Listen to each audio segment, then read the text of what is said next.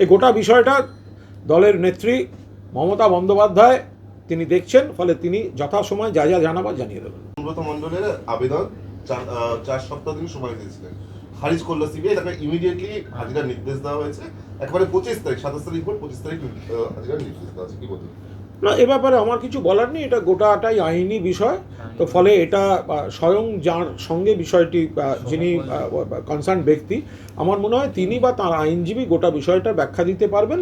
পরে আমরা তার সঙ্গে কথা বলে বা তার যদি কোনো বক্তব্য থাকে সেই মতো জানাবো। এই মুহূর্তে আমার এখান থেকে দলের তরফ থেকে কিছু বলার নেই। নেতার কাজ হতে পারে না যে তার যদি ইচ্ছা হয় তিনি চলে যাবেন, আর কেন্দ্রীয় বাহিনীকে ব্যবহার করে, কেন্দ্রীয় বাহিনীকে সঙ্গে নিয়ে নিরস্ত্র কয়েকটা ছেলে যদি রাজনৈতিক স্লোগানও দিয়ে থাকে, তারা তো শুভেন্দুকে কোথাও মানে এগিয়ে গিয়ে শুভেন্দুকে কোথাও কোনো অপ্রীতিকর পরিস্থিতির মুখে ফেলতে যায়নি। যদি স্লোগানও দিয়ে থাকে তার সাথে গুন্ডার মতো নেমে মারতেই যাবে নাকি? মানসিক হতাশা যখন কাজ করে তখন এইগুলো সব প্রকাশ হয়ে পড়ে। রাজ্যপালদের ব্যবহার করা হচ্ছে। রাজ্যপাল পদটি অত্যন্ত সাংবিধানিকভাবে গুরুত্বপূর্ণ এবং সম্মানের একটা জায়গা, কিন্তু করা হচ্ছে আমাদের এখানেও যেমন এমন একজনকে দেওয়া হয়েছে তিনি বিজেপির একটি মানে এজেন্টে পরিণত হয়েছেন। রাজ্য বিজেপি ব্যর্থ হচ্ছে, উনি নিজেকে বিজেপির নেতা ভাবছেন, এবং এই রাজ্যপালদের বসিয়ে যে ডিস্টার্ব করা, এটা কেন্দ্রীয় সরকারের বিরুদ্ধে অতীতে যুগে যুগে রাজ্যপালদের ভূমিকা নিয়ে নানা সমস্যা তৈরি হয়েছে। তো এখন সেই জায়গাটা দেখা যাচ্ছে বিজেপি একেবারে কুৎসিতভাবে বিজেপি রাজ্যগুলিকে ডিস্টার্ব করার জন্য রাজ্যপালদের ব্যবহার করছে। সেই জায়গায় বিজেপি রাজ্যের যারা নেতৃবৃন্দ তারা নিশ্চিতভাবে অত্যন্তভাবে উদ্বিগ্ন, এবং এই বিষয়টি যাতে সম্মিলিতভাবে কিভাবে প্রতিবাদ করা যায়, কিভাবে এর জন্য বিষয়টিকে আটকাতে এগোনো যায়, তো সেই জায়গায় দাঁড়িয়ে মমতা বন্দ্যোপাধ্যায় যে লড়াইটা দিচ্ছেন, বাকি বিজেপি দল শাসিত যে রাজ্যগুলি তারা মমতা বন্দ্যোপাধ্যায়ের নেতৃত্বকে মান্যতা দিচ্ছেন এবং তার অভিজ্ঞতাকে কাজে লাগিয়ে জাতীয় রাজনীতিতে বা কেন্দ্রীয় সরকারের সঙ্গে কিভাবে কমিউনিকেট করা যায়, কি ভাষায় কথা বলা যায়, তার একটা কমিউনিকেশনের প্রসেস শুরু হয়েছে। তারপরে দেখা যাচ্ছে যে বিজেপি বিভিন্ন জেলায় জেলায় DM office, SP office, SD office এগুলো ঘেরাও করছে এবং বিক্ষোভ দেখাচ্ছে। কি বলবো? আমার মনে হয় বিজেপি 17-18 জনকে নিয়ে যে বিক্ষোভগুলো এদিক ওদিক কোথাও দেখাচ্ছে, ওই একটু ছবি টবি তোলার জন্য দেখাচ্ছে। তার কারণ বিজেপির মূল অন্তরাত্মার যে আর্তনাদ, সেই অন্তরাত্মার আর্তনাদ আসছে জয়প্রকাশ মজুমদার, রিতেশ দত্তদের মুখ থেকে, তো রিতেশ তিওয়ারিদের মুখ থেকে। তো আমি আবার বলছি, বিজেপির যে অন্তরাত্মার আর্তনাদ, সেই আর্তনাদটা আসছে আদি বিজেপি বা পুরনো বিজেপি, জয়প্রকাশ মজুমদার, রিতেশ তিওয়ারিদের মুখ থেকে। তারাই তো বলে দিচ্ছেন যে রাজ্য বিজেপির এই নেতারা অপদার্থ, অযোগ্য, অপরিণত, এদের উপর মানুষ আস্থা রাখবে না। আরে দলের লোকই আস্থা রাখে না, তো মানুষ কিভাবে আস্থা রাখবেন? তো বিজেপি ওই সব জায়গা ঘেরাও মেরাও কোথায় যাচ্ছে করতে? ওরা শুধু মানুষের দরবারে যায় না, দেখুন কোথায় গিয়ে একটা স্মারকলিপি দেয়া, কোথায় গিয়ে একটা পিটিশন দেয়া, ঘুরে ঘুরে ঘুরে ঘুরে যাচ্ছে। বিজেপি নেতাদের বলবো, এত জায়গা না ঘুরে একবার একটুখানি প্লেনের টিকিট খরচা করে রাষ্ট্রসংঘে গিয়ে একটা ডেপুটেশন দিয়ে একটা শান্তি বাহিনী এনে ভোট করান, ভালো করে হারাই, তারপর আপনাদের সং মিলবে। বেড়েই চলেছে ক্রমান্বয়ে, তোমারও তো বটেই। বিভিন্ন ওয়ার্ডে দেখা যাচ্ছে ওয়ার্ড ভিত্তিক, ফলে কোথাও কোথাও তৃণমূলের কাউন্সিলররা 90% বেশি ভোট পাচ্ছে। এটা কিভাবে সম্ভব? তার কারণ হচ্ছে 100% মানুষ উপকার পেয়েছেন। আমরা তাই লক্ষ্য রাখছি, কেন এখনো 10% পেলাম না? আমাদের টার্গেট 100% ভোট। যে উন্নয়নটা হয়েছে তাতেই যে রাস্তা, জল, আলো, স্বনির্ভর কর্মসংস্থান, কন্যাশ্রী থেকে যুবশ্রী, সবুজ সাথী থেকে মানে এমনকি মানে জন্ম থেকে মৃত্যু প্রত্যেকটা সময়, তাতে মমতা বন্দ্যোপাধ্যায় সরকারের যে উপকার এক একটা পরিবার যদি হয়, তাহলে 100% মানুষ উপকার পেয়েছেন। তো 100% মানুষ যদি উপকার পান, তাহলে আমরা কেন 90% ভোট পেয়েছি? এটা তো অভিযোগের বিষয় না, এটা আমাদের আত্মসমালোচনা। কেন আমরা 100%ই পেলাম না? মানুষের কাছে আরও যেতে হবে, যে যারা মানুষের উন্নয়ন দেখছেন, যারা পরিষেবা পাচ্ছেন, মুখ্যমন্ত্রী বলেছেন যত জয় তত বেশি নম্রতার সঙ্গে মানুষের কাছে যেতে হবে। তো মানুষ যত বুঝবেন এই সরকার কথা রাখে, এই সরকার উন্নয়ন করে, এই সরকার সমাজটাকে, সংহতি, ঐক্যটাকে অটুট রাখে, এই সরকারে মেয়েরা কন্যাশ্রী পায়, রূপশ্রী পায়, এই সরকারে দুয়ারে সরকার পাড়ায় আসে, এই সরকারে লক্ষ্মীর ভাণ্ডার থেকে স্বাস্থ্যসাথী। তো মানুষের ভোট ক্রমশ বাড়বে, যত দিন যাবে তো ভালো কথা। 100% মানুষ উপকার পেয়েছেন, 90% ভোট পাওয়াটা দোষের হতে পারে না, বরং আমরা আত্মসমালোচনা করছি কেন এখনো বাকি 10% বাইরে আছে। এটা ভর কেন্দ্র হচ্ছে, সেই জায়গা থেকে দাঁড়িয়ে বিভিন্ন অবিজেপিত রাজ্য যেগুলো রয়েছে তার মধ্যে স্ট্যালিন, কেসিআর, এরা প্রত্যেকে মুখ্যমন্ত্রী মমতা বন্দ্যোপাধ্যায়ের সঙ্গে যোগাযোগ করেছেন, কারণ এই প্রতিটা অবিজেপির শাসিত রাজ্য সেখানে রাজ্যপালদের অতি সক্রিয়তা, এইটা নিয়ে একটা মঞ্চ বা এইটা নিয়ে একটা প্ল্যাটফর্ম বা লড়াইয়ের আবেদন জানাচ্ছে। স্ট্যালিন কালকে টুইট করেও সেটা বলেছেন যে শীঘ্র মিটিং হবে। এটা কি মানে রাষ্ট্রপতি নির্বাচনের আগেও কি একটা বৈঠক করে বুঝে নেওয়ার মতো জায়গা? না, জাতীয় রাজনীতির বিভিন্ন ক্ষেত্রে মমতা বন্দ্যোপাধ্যায়ের যে সিনিয়রিটি এবং যে গ্রহণযোগ্যতা, তাতে বিজেপি যে রাজ্যগুলি আছে সেখানকার যে রাজনৈতিক শক্তি, কোথাও মুখ্যমন্ত্রী রয়েছেন, কোথাও সেখানকার কোনো বিরোধী দলের শক্তি রয়েছেন, তারা মমতা বন্দ্যোপাধ্যায়ের কাছে এই বিষয়টায় তারা এই আলোচনা, এই কমিউনিকেশনটা চলছে। মনে রাখবেন, মমতা বন্দ্যোপাধ্যায় 7 বারের সাংসদ, 7 টাইমস। মনে রাখবেন, অল ইন্ডিয়া যুব কংগ্রেসের শীর্ষস্তরে নেতৃত্ব দিয়েছেন মমতা বন্দ্যোপাধ্যায়। মনে রাখবেন, 3 বারের মুখ্যমন্ত্রী। মনে রাখবেন, 4 বার কেন্দ্রীয় মন্ত্রী, তার মধ্যে 2 বার কেন্দ্রের রেলমন্ত্রী। জাতীয় স্তরে সেই 7-এর দশকের শেষ থেকে 8-এর দশক থেকে পুরোদস্তুর মমতা বন্দ্যোপাধ্যায়ের যে পরিচিতি, যে বিশ্বাসযোগ্যতা, যে গ্রহণযোগ্যতা, যে প্রাসঙ্গিকতা, সেটা সবকটি দলের কাছে একটা আলাদা ওজন রয়েছে। ফলে এখন যখন রাজ্যপাল থেকে শুরু করে বিভিন্ন ইস্যুতে কেন্দ্রীয় সরকারের, বিজেপি সরকারের নীতির বিরুদ্ধে একটা বিজেপি ধর্মনিরপেক্ষ একসঙ্গে চলার একটা প্রয়োজন পড়ছে, নিশ্চিতভাবেই এই সবকটি শক্তি মমতা বন্দ্যোপাধ্যায়কে একটা আলাদা মান্যতা দিচ্ছেন এবং তার সঙ্গে কমিউনিকেশনে আছেন। কি ধাপে ধাপে দাঁড়াবে সেটা নিশ্চিতভাবেই আমরা আগামী দিনে দেখতে পাবো। তৃণমূল কংগ্রেসকে আক্রমণ করেন এবং বলেন যে হিন্দু ভোট ভাগ করার কথা বলছেন তৃণমূল নেতারা, এবং সেক্ষেত্রে such politics has no place in our country. প্রধানমন্ত্রী নরেন্দ্র মোদী বলছেন, কি বলবেন? আমি প্রথমেই বলবো যে নরেন্দ্র মোদী তিনি বুঝতে পারছেন যে তৃণমূল কংগ্রেস অত্যন্ত প্রাসঙ্গিক। তৃণমূল কংগ্রেস জাতীয় রাজনীতিতে একটা ফ্যাক্টর হয়ে উঠছে দুটো দিক থেকে। একটা হচ্ছে তৃণমূলের সাংসদ সংখ্যা বিপুলভাবে বাড়বে, 2 মমতা বন্দ্যোপাধ্যায়কে কেন্দ্র করে বিভিন্ন শক্তি তারা এক জায়গায় হচ্ছেন, যার ভর কেন্দ্র হচ্ছে তৃণমূল কংগ্রেস। এই বিপদটা নরেন্দ্র মোদী বুঝতে পেরেছেন বলেই ওইখানে ভিন রাজ্যে অত দূরে তার ভাষণে তৃণমূল কংগ্রেসকে আক্রমণ। এতে তৃণমূল কংগ্রেসের গুরুত্ব, তৃণমূল কংগ্রেসের প্রাসঙ্গিকতা এবং তৃণমূল কংগ্রেসই যে বিজেপিকে লড়ছে আর তৃণমূল কংগ্রেসকেই যে বিজেপি ভয় পায় সেটা তাতে প্রমাণিত হয়ে যাচ্ছে। তৃণমূল কংগ্রেস পরিষ্কারভাবে বলে, তৃণমূল কংগ্রেস ধর্মের ভিত্তিতে রাজনীতি করে না। তৃণমূল কংগ্রেস হিন্দু, মুসলমান, খ্রিস্টান সহ সমস্ত ধর্ম, বর্ণ নির্বিশেষে রাজনৈতিক একটা সংস্কৃতিতে বিশ্বাস করে। এবং বিজেপি যে উগ্র হিন্দুত্বের নামে ধর্মীয় মেরুকরণের মাধ্যমে তাদের অর্থনৈতিক ব্যর্থতা, সামাজিক ব্যর্থতা, সমস্ত নীতির ব্যর্থতা ঢাকছে, তৃণমূল কংগ্রেস তার বিরোধিতা করছে। ফলে সেই জায়গায় দাঁড়িয়ে নরেন্দ্র মোদী তার মনে হচ্ছে যে তৃণমূল কংগ্রেস একটা বিপদ হয়ে উঠছে। ফলে তার মুখ থেকে বেরিয়ে যাচ্ছে, শয়নে স্বপনে জাগরণে 24 যত আসবে তত বেশি তৃণমূল কংগ্রেসের মুখ মনে পড়বে নরেন্দ্র মোদীর। আমি আবার বলছি, রিপিট করছি, দুটো দিক দিয়ে তৃণমূল কংগ্রেস গুরুত্বপূর্ণ। 1, তৃণমূল কংগ্রেসের সাংসদ সংখ্যা বাড়বে। 2, আমাদের সংসদীয় গণতান্ত্রিক যে নীতি, তাতে সংখ্যা গরিষ্ঠতায় যেতে গেলে যে সংখ্যাটা প্রয়োজন, তৃণমূল কংগ্রেসই পারে একটা ভর কেন্দ্র তৈরি হতে, বিভিন্ন দলে, বিভিন্ন অবিজেপি দলের একটা মঞ্চের ভর কেন্দ্র তৃণমূল।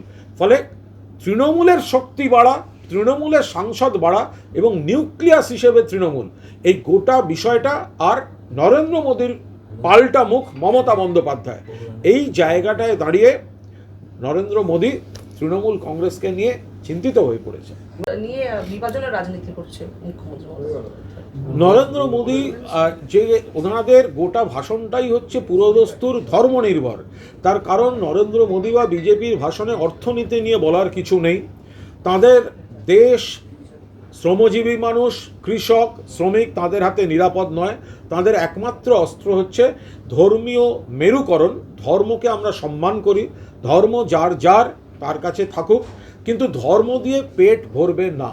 পেট ভরাতে দরকার জনমুখী নীতি। যে জনমুখী নীতি না নিয়ে বিজেপি জনবিরোধী নীতি নিয়ে চলছে, সেই জায়গায় দাঁড়িয়ে তৃণমূল যে লড়াইটা দিচ্ছে, অন্য অনেক দলের মতো তৃণমূল কংগ্রেস কিন্তু ঘরে ঢুকে যায়নি।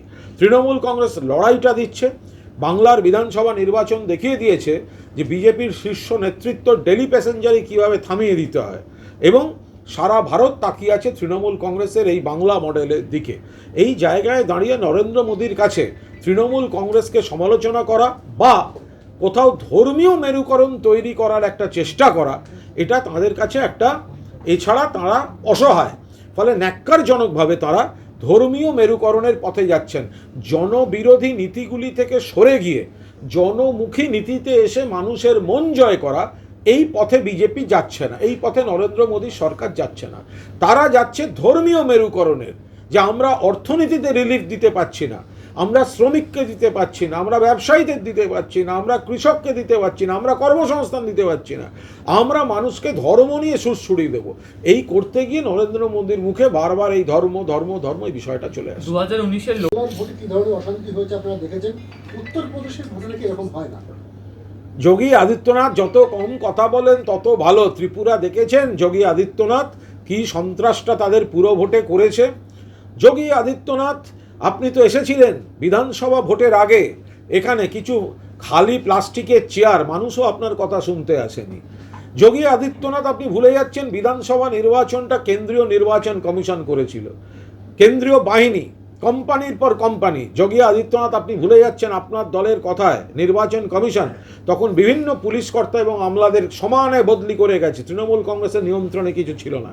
তারপরেও আপনারা প্রত্যাখ্যাত হয়েছেন, আপনারা হেরে গিয়েছেন। এবং যোগী আদিত্যনাথ, আপনি এটা মনে রাখবেন যে আপনি করোনার সময় ব্যর্থ হয়ে গঙ্গায় লাশ ফেলেছেন, আর বাংলা সরকার মানিকচকে জল পুলিশ নামিয়ে সেই ভেসে আসা লাশ উদ্ধার করে সসম্মানে শেষকৃত্য করেছে। আগে আপনার হাত জোড় করে ক্ষমা চাওয়া উচিত যোগী আদিত্যনাথ।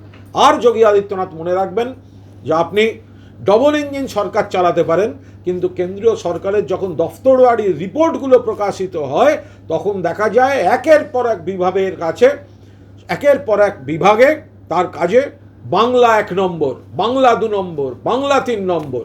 ফলে কাজের নিরিখেও আপনার সরকার বাংলার কাছাকাছি নেই। ফলে আপনি যা বলছেন নজর ঘোরাতে বলছেন, মিথ্যা বলছেন, এবং আপনার অবচেতন মনে বাংলা উঠছে আসছে, তৃণমূল এই ভয়টা কাজ করছে, তার থেকে এটা বেরিয়ে যাচ্ছে। বললে কিছুক্ষণ আগে বামেদের ভোট চলে গেছে তাদের দিকে। আজকে বা এর আগেও দেখতে পাওয়া গেল যে বামেদের ভোট পার্সেন্টেজ যেভাবে বাড়ছে, তাতে বিজেপির পক্ষে কি সেটা খুব সুবিধাজনক হবে আগামী দিনে, এবং কংগ্রেস বিজেপির যে জোট ছিল সেখান থেকেও বেরিয়েও বামেদের যে ভোট পার্সেন্টেজ, সেটা আগামী দিনে এই রাজ্যের লড়াইয়ে তৃণমূলের কি অন্যতম প্রতিপক্ষ বামেরা হবে? বিরোধী শক্তি হিসেবে কি বাম কংগ্রেস উঠে আসছে? এটা কি আমি একটা কথা বলতে পারি যে বামেদের সঙ্গে আমাদের নীতিগত লড়াই আছে। বাম অপশাসন, সিপিএমের সন্ত্রাস, সিপিএমের জনবিরোধী নীতি, এর বিরুদ্ধে লড়াই করার জন্যই তৃণমূল কংগ্রেসের জন্ম। তৃণমূল কংগ্রেস জন্মেছে সিপিএমের বিরুদ্ধে প্রকৃত লড়াই করার জন্যেই। কিন্তু পাশাপাশি আমরা এটাও বলবো যে বিভিন্ন ইস্যুতে সিপিএমের সঙ্গে মতপার্থক্য থাকলেও বিজেপি যে উগ্র সাম্প্রদায়িক শক্তি, তারা যে সাম্প্রদায়িকতা ছড়াচ্ছে, তারা যে ধর্মের নামে যে ভেদাভেদটা তৈরি করছে, সেটা, এই অভিযোগটা সেভাবে আমরা সিপিএমের বিরুদ্ধে আমরা আনি না। সিপিএম একবার রাজীব গান্ধী তার অন্ধ বিরোধিতা করতে গিয়ে 1988 সালের জুলাই মাসে শহীদ মিনার ময়দানে অটল বিহারী বাজপেয়ীকে সামনে রেখে জ্যোতি বসু, ভিপি সিংরা, বিজেপির তার একটা মাখো একটা ব্যাপার তৈরি করেছিলেন। কিন্তু আমি এই মুহূর্তে আজকের কথা বলছি, অতীত নিয়ে দোষারোপের মধ্যে আমি ঢুকছি না। আমি বলছি যে বামেদের সঙ্গে লড়াই করেই তৃণমূলের জন্ম। বামেদের জনবিরোধী নীতি, সন্ত্রাস আমরা বিরোধিতা করি। বামেদের হাতে রাজ্য নিরাপদ নয়, কিন্তু ধর্মের ভিত্তিতে যারা সমাজকে ভাগ করে, মানুষকে ভাগ করে, তারা শাসক বিরোধী, কোনো দিকেই তাদের হাতে মানুষ নিরাপদ নন। সেদিক থেকে যদি বিজেপি তৃতীয় চতুর্থ হয়ে যায়, সেটাও রাজ্যের পক্ষে মঙ্গলের। তৃণমূল কংগ্রেস নিরঙ্কুশভাবে এক আছে, কারণ প্রথম এবং দ্বিতীয় তার মধ্যে বিস্তর ফারাক।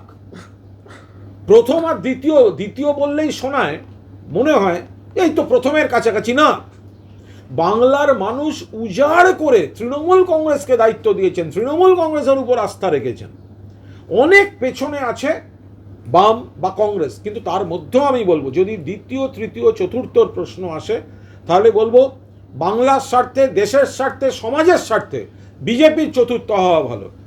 অন্যান্য নীতি নিয়ে আমরা বামেদের সঙ্গে লড়ব, অন্যান্য নীতি নিয়ে আমরা কংগ্রেসের সঙ্গে লড়ব, কিন্তু সাম্প্রদায়িক রাজনীতি, ধর্মের বিরুদ্ধে মেরুকরণ, এটা আমরা কেউ সামনে আনবো না। তিনি আশুতোষ কলেজে গেছিলেন মালা দিতে। তিনি বেরোনোর সময় তাকে তৃণমূল কর্মীরা বিভিন্ন রকম স্লোগান দিয়েছিলেন, মেজাজ হারিয়ে তিনি তাদের দিকে তেড়ে গেছিলেন। একজন পুলিশ কর্মী। আমি একটা কথা বলবো যে আপনি যেটা প্রশ্ন করছেন যে বিরোধী দলনেতা মেজাজ হারিয়েছেন, আপনি বলুন তো বিরোধী দলনেতা কবে মেজাজ হারান না? আমি সাংবাদিকদের কাছে প্রশ্ন করছি, তাকে কোনো প্রশ্ন করলেই তিনি একটা বিশেষণ ব্যবহার করেন, তিনি কোন প্ল্যাটফর্মে কাজ করেন ব্যবহার করেন, তিনি অর্ধেক প্রশ্ন উত্তর দেন না। অতীতে দেখা গেছিল মেদিনীপুরের কোনো জায়গায় সিপিএমের একটা লাল ঝান্ডা নিয়ে মিছিল যাচ্ছিল, তিনি গাড়ি থেকে মুখ বাড়িয়ে অশ্রাব্য অসংসদীয় শব্দ প্রয়োগ করেছেন। তো এখানে যে ছাত্ররা বিক্ষোভ দেখিয়েছে, তো তারা একটা যাকে দেখেছে বিশ্বাসঘাতক বা গদ্দার হিসেবে, যে ক্রমাগত দুটো জিনিস ঘটছে। একটা হচ্ছে তিনি তৃণমূল কংগ্রেসের মমতা বন্দ্যোপাধ্যায় শীর্ষ নেত্রী সাংসদ অভিষেক বন্দ্যোপাধ্যায়, তাকে ব্যক্তিগতভাবে এদের আক্রমণ করে চলেছেন, মুখ্যমন্ত্রীকে আক্রমণ করছেন, অভিষেককে আক্রমণ করছেন, তৃণমূলকে আক্রমণ করছেন, ফলে প্ররোচনা দিচ্ছেন। আর অতি সম্প্রতি যিনি হিন্দুত্বের কথা বলেন শুভেন্দু অধিকারী, তিনি তো এই রাজ্যের সমস্ত হিন্দুকে অপমান করেছেন। তিনি তো বলেছেন 500 টাকায় এই রাজ্যের হিন্দুরা বিক্রি হয়। তিনি তো হিন্দুদের অপমান করছেন, আর আমরাও হিন্দু ঘরের লোক। তা তিনি রাজনৈতিকভাবে তার রাজনৈতিক জন্মদাত্রী মমতা বন্দ্যোপাধ্যায়কে আক্রমণ করবেন, তাকে রাজনৈতিকভাবে যে দাদা মানত তাকে অভিষেককে আক্রমণ করবেন, যে তৃণমূল কংগ্রেসের নেতা কর্মী তাদের আবেগ রক্তের বিনিময়ে তিনি এবং তার পরিবার বিভিন্ন পদে গিয়েছেন, ক্ষমতা ভোগ করেছেন, তাদের আক্রমণ করবেন, কুৎসিত ভাষা বলবেন, তারা হয়তো একটা বিক্ষোভ দেখিয়ে ফেলেছে, মেজাজ হারাবেন। জননেতা এরা সহিষ্ণুতার কথা বলে, সহিষ্ণুতা এরা শেখাবে? ওই রকম কেন্দ্রীয় বাহিনী নিয়ে ঘুরে ও যতই হালুম বলুক, ওটা অ্যাকচুয়ালি ম্যাও। তো ফলে অতখানি কেন্দ্রীয় বাহিনী নিয়ে ঘুরে যদি ওই বাচ্চা বাচ্চা ছেলেদের দিকে কেউ চড় দেখায়, এইভাবে কেউ বিক্ষোভ দমন করে, হেসে কথা বলে, ভাই কী হয়েছে তোমাদের, আর নইলে তুমি ইগনোর করে চলে যাও। ও তো নেতা হওয়ার মিনিমাম যোগ্যতাটাই নেই একটা মেরুদণ্ডহীন। ওর বিরুদ্ধে ব্ল্যাকমেলিং চুরির অভিযোগ আছে, কেউ স্লোগান দিয়েছে, তো কী হয়েছে? হয়েছে, করেছে। তো শুভেন্দু যখন অন্য লোককে অপমান করে, তা মনে থাকে না? তার চোখে চোখ রেখে কথা বলার হিম্মত নেই, সাংবাদিকদের আক্রমণ করেন, তার অপছন্দের কোনো প্রশ্ন হলেই সঙ্গে সঙ্গে একটা শব্দ ব্যবহার করেন। আরে তিনি তো সেই দলটা, সেই শিবিরেই ছিলেন এতদিন। তো সেইখানে দাঁড়িয়ে শুভেন্দু অধিকারী অত্যন্ত অন্যায় কাজ করেছেন। আমরা তো দেখছিলাম যে বোধহয় পুলিশ টুলিশদেরও ধাক্কা। প্রাক্তন মেয়র তিনি হেরে গেছেন। দেখা যাচ্ছে যে বিজেপির যিনি এমএলএ এখন ক্যান্ডিডেট হচ্ছেন শঙ্কর ঘোষ, তিনিও হেরে গেছেন। কারণ দেখা যাচ্ছে যে গত বিধানসভা নির্বাচনে প্রায় 22-23টা ওয়ার্ডে বিজেপি ভোট পার্সেন্টেজে প্রায় তৃণমূলের থেকেও এগিয়েছিল। এই যে উত্তরবঙ্গে সিপিএম এবং বিজেপির যে একেবারে ধুয়ে মুছে সাফ হয়ে যাবে, এটাকে কীভাবে দেখছেন? এটা দেখছি এইভাবে যে 19 সালে একটা বিভ্রান্তিকর পরিস্থিতি ঘটেছিল।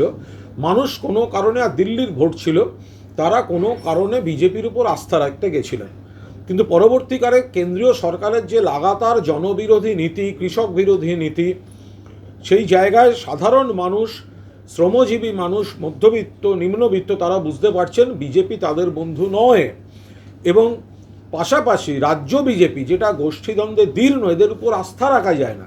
বিজেপি সম্পর্কে আমরা কি বলবো? বিজেপি সম্পর্কে তো ওদের জয়প্রকাশ মজুমদার, ওদের রিতেশ তিওয়ারি, তারাই বলে দিয়েছেন এই অযোগ্য অপদার্থ নেতা। তো বিজেপির রাজ্য নেতারাই বিজেপির একটা অংশই যেখানে বিজেপির নেতৃত্বকে অযোগ্য, অপদার্থ, অপরিণত বলছেন, তো মানুষও বলবেন, আস্থা রাখবেন না, এটা তো খুব স্বাভাবিক কথা। তো সেই কারণেই একটা সময় কিছু আশা করে, কিছু ভুল বুঝে বিজেপিকে যারা ভোট দিয়ে ফেলেছিলেন তারা ক্রমশ বুঝতে পারছেন যে এই জায়গাটা ভোটটা নষ্ট করার কোনো জায়গা নেই। যেখানে তৃণমূল কংগ্রেস কাজ করছে, তৃণমূল কংগ্রেস কথা রাখছে, তৃণমূল কংগ্রেস পাহাড়ের হাসি ফুটিয়েছে, তৃণমূল কংগ্রেস অর্থনীতিকে সচল করেছে উত্তরবঙ্গে, তৃণমূল কংগ্রেস উত্তরবঙ্গকে নতুন করে ঢেলে সাজাচ্ছে, ফলে সেখানকার মানুষ তারা তৃণমূল কংগ্রেসকে ভোট দিয়েছেন। এটা খুব স্বাভাবিক ব্যাপার। কুনালদা, ব্যাখ্যা চাইবো আপনার এই কাছে। চারটি পুরসভা আপনি ছিল, পেশাগতভাবে সবই ব্যাখ্যা করেছেন দীর্ঘদিন, আজকে দলের মুখপাত্র হিসেবে এই জয়টাকে এবং সার্বিকভাবে অন্যান্য দলগুলো যে পার্সেন্টেজ পেল, এটাকে আপনি কি চোখে দেখছেন, কি ইঙ্গিত? আমরা প্রথমেই বাংলার মানুষকে এবং বিশেষভাবে এই 4 পুরসভার নাগরিকদের আমরা আন্তরিক ধন্যবাদ, কৃতজ্ঞতা জানাচ্ছি, যাতে তারা বিপুল সমর্থন দিয়েছেন এবং সর্বভারতীয় তৃণমূল কংগ্রেসের হাতে সেই শহরগুলির উন্নয়নের যাবতীয় দায়িত্ব তারা তুলে দিয়েছেন। পাশাপাশি এটাও প্রমাণ করে দিয়েছেন যে বাংলার মানুষ ক্রমশ আরও বেশি করে মমতা বন্দ্যোপাধ্যায় নেতৃত্বাধীন রাজ্য সরকারের যে কাজ চলছে, যে পরিকাঠামো উন্নয়ন, যে পরিষেবা, যে উন্নয়ন, যে দৃষ্টিভঙ্গি, যে সমাজনীতি, তার প্রতি পুরোদস্তুর আস্থা রাখছেন। 2019 সালে লোকসভা নির্বাচনে প্রবল বিভ্রান্তি সৃষ্টি করেছিল বিজেপি। সেই সময় কিছু মানুষ বিভ্রান্ত হয়ে বিজেপিকে কিছু ভোট দিয়েছিলেন, কিন্তু ক্রমশ দেখা যাচ্ছে যে সেই সমস্ত এলাকার নাগরিকরা আস্তে আস্তে আস্তে আস্তে তারা বুঝতে পারছেন যে বিজেপি কথা রাখে না, বিজেপি ভালো করে না। কেন্দ্রের জনবিরোধী নীতি আর এখানকার অপদার্থ নেতৃত্ব, এই সব মিলিয়ে তারা পুরো দস্তুর তৃণমূল কংগ্রেসের উপর আস্থা রেখেছেন এবং বিজেপি খুবই খারাপ অবস্থায় গিয়েছেন। কোনো কোনো জায়গায় ভোট শতাংশে বামেরা, যদিও প্রথম এবং দ্বিতীয়র তফাৎটা অনেক, তবুও দ্বিতীয় তৃতীয় এই তুলনা যদি আসে তো কিছু ক্ষেত্রে বেশ কিছু জায়গায় এবং বিশেষভাবে 2টি পুরসভায় বামেরাও কিন্তু বিজেপির থেকে এগিয়ে গিয়েছে। ফলে একটা জিনিস হচ্ছে তৃণমূল কংগ্রেসের প্রতি পূর্ণ আস্থা মানুষের, নিরঙ্কুশ একটা আস্থা, আর পাশাপাশি বিরোধীদের প্রতি অনাস্থা। ফলে আমরা বাংলার মানুষকে এবং 4 পুরসভার মানুষকে ধন্যবাদ জানাচ্ছি। অবাধ গণতান্ত্রিক ভোট হয়েছে এবং আগামী যে 107টি পুরসভায় নির্বাচন আছে, আমাদের আবেদন থাকছে যে মানুষের এই রায়, যারা এখানকার নাগরিকরাও যে রায় দিয়েছেন, যে মাপকাঠিতে রায় দিয়েছেন তা অব্যাহত থাকুক, অর্থাৎ শান্তি, সৌহার্দ্য, সম্প্রীতি এবং উন্নয়ন সব মিলিয়ে আগামী পুরসভার যে কটি নির্বাচন আসছে তাতেও মানুষ এই ধারা অব্যাহত থাকবে এবং তৃণমূল কংগ্রেস প্রার্থীদের দিকে দিকে জয়যুক্ত করবেন। আমরা